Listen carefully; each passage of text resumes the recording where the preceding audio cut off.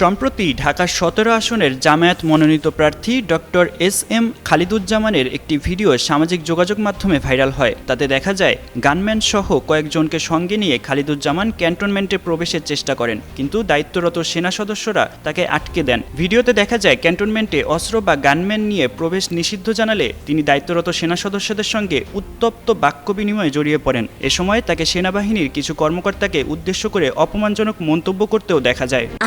এলো বিশ্বমানের baby diaper মাম্মাম কটনে সফট ম্যাটেরিয়াল, বাবুকে দেবে র্যাশ ফ্রি সুপার কমফর্ট।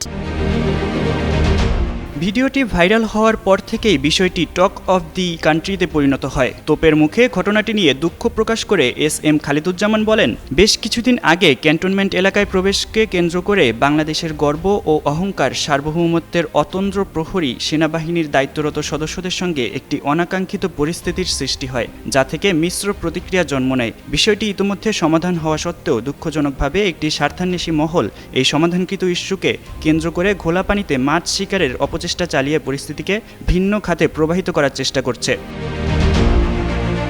এদিকে ৩ ফেব্রুয়ারি আন্তঃবাহিনী জনসংযোগ পরিদপ্তর আইএসপিআর ভাইরাল ভিডিও নিয়ে একটি বিবৃতিতে জানায়, ক্যান্টনমেন্ট এলাকায় ১ মাস আগে ঘটে যাওয়া অনাকাঙ্ক্ষিত ভিডিওর বিষয়টি আগেই মীমাংসিত হয়েছিল। সম্প্রতি সামাজিক যোগাযোগ মাধ্যমে এটি ছড়িয়ে পড়লে নতুন করে আলোচনা সৃষ্টি হয়। আইএসপিআর এর পরিচালক লেফটেন্যান্ট কর্নেল সামি উদ্দৌলা চৌধুরী বলেন, ভিডিওটি ১ মাস আগের। এটি ঘটনার পরপরই বিষয়টি মীমাংসা করা হয়েছে।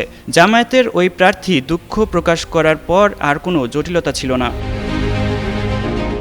রাজধানীর অভিজাত এলাকা গুলশান, বনানী, বারিধারা ও ক্যান্টনমেন্ট নিয়ে গঠিত ঢাকা ১৭ আসনে এবারের নির্বাচনে বিএনপির চেয়ারম্যান তারেক রহমানের প্রতিদ্বন্দ্বী হিসেবে লড়ছেন বাংলাদেশ জামায়াতে ইসলামীর মনোনীত প্রার্থী ডক্টর এস.এম. খালিদুজ্জামান। এর আগে তিনি মন্তব্য করেন, ঢাকার কোনো আসনেই বিএনপি বিজয়ী হতে পারবে না, যা সামাজিক যোগাযোগ মাধ্যমে ব্যাপক ভাইরাল হতে দেখা যায়।